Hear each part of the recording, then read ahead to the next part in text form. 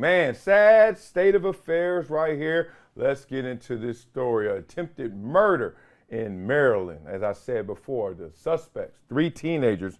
The crime scene was a school bus. All right. Cops in Maryland are looking for 3 teenagers who jumped on a school bus and confronted a student who they attempted to kill. The incident took place on Monday, according to the police report, which claims the 3 teens hopped on the bus, with one of them pointing a gun at a 14-year-old before pulling the trigger 3 times. But the gun was jammed. They pulled the trigger 3 times, according to a witness, but for some reason, by the grace of God, the gun didn't go off and bullets flew out of the gun. Martin Diggs, who is head of the bus drivers union, said, okay, since one of the hooded teens failed to shoot the student, he decided to physically beat him instead and then rushed off the bus with the other 2 masked boys as they fled the scene. 14-year-old who attends Prince George's County Alternative Middle School is believed to have questioned him on whether he knew who could have been responsible for the crime, but so far, law enforcement officers are still piecing together enough evidence to make any arrests. Diggs has since called for more security on the school buses following the attack, saying they're terrified.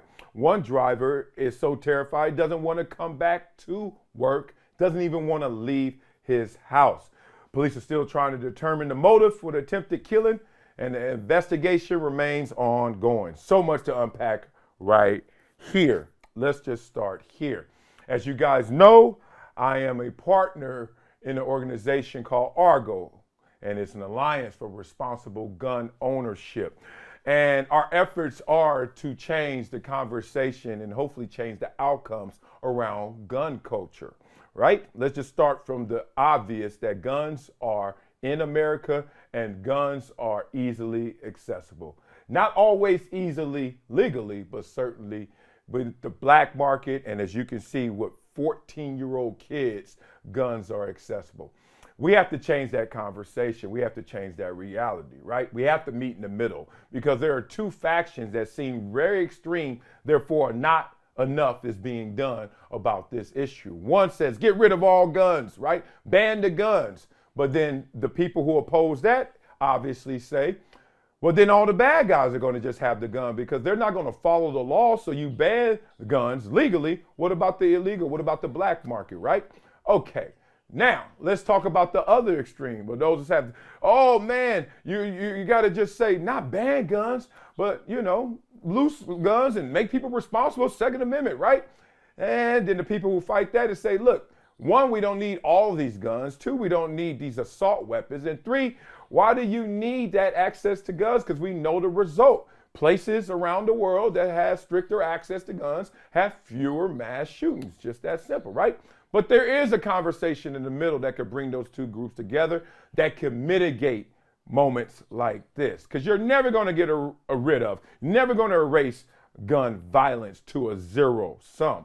But we can certainly start to control these numbers and bring it back down with responsible conversation about responsible gun ownership. What we're seeing here is just the reckless behavior of adults that is now meeting all these broken kids that are not new, because I could give you an example, and I will, of when I was growing up and had to deal with something horrific just like this. Okay, so I'm 13 years old and I'm on the school bus. And as I'm on this bus, I'm on the way to school, just in my mind, just a little nervousness because everyone always talks about some of the issues that happen on this bus line, right? So I'm like, all right, I'm on the way to school, nothing happened. This time on the way back though, it did go down. All right, so I'm on the bus and I used to like to sit right behind the bus driver. Why? Because he was like the only adult that I knew I could trust, the only adult that was representing the bus company. So I thought he had some authority. I thought if anything ever went down, he can jump in, right? I thought that. So I used to always sit in the front. And I guess maybe I got scoped, maybe I got scouted, but one time sitting in the front, and then I look around and there are guys surrounding me. So now I'm like, dang, what should I do? And you can't trip up, you can't run out, you don't know what these guys are doing. So I'm just sitting there terrified, and they just let me go. So then another time you fast forward, I'm already like, woo, but I still got to take the bus to get to school and get back. Now this one time, for whatever reason, it seemed a little emptier. I was already terrified sitting by the bus driver who didn't do a damn thing the last time I was there. So I was like, well, let me sit in the back since it's no safer sitting in the front. That could have been a fatal mistake. I'm sitting there, another group of guys this time come up. One sits in front of me, one sits on the other side, and one sits right next to me. And then he points out of his coat, and he's pointing at me. He's like, run that hat, little homie. And I was like, oh, God. And so I'm terrified because I want to do everything he says as long as I survive. But then I was like, doing everything he says, what is he going to ask me? And am I still going to survive this moment? No good answers, no great response except, hey, Simon says. And I took the hat off and I handed it to him. He said, don't hand me that shit. He said, throw it out the window. And I'm like, wow. So I throw the hat out the window and I'm sitting there. And then they're just sitting there and really just feeling like they're feeling joyful almost. They're just enjoying the fact that I'm terrified. Like they didn't even do anything. I think it was because there were other people on the bus, so they didn't want to cause too much attention. They just liked the fact that they just had them a little hostage right here. And they just sitting there. And then finally, for whatever reason, I just finally broke the silence. I said, can I get off, please? And they were like, yeah, you can get off. And I literally took 7 steps to get to the back exit to get off the bus. And it felt like I walked like the Green Mile, seriously, just terrified. And thinking that I'm going to get shot in the back on the way out, thinking they're going to run off the bus after me, something. Nothing happened. Let me tell you guys, from that moment when I was 13, and every single time I ever had to get on public transportation or school bus, I always think of that moment, the PTSD of that moment. Why do I bring that up? Because we read these reports, we watch these videos, you'll see me talk about this, and then how much are we really changing behavior and moving the needle?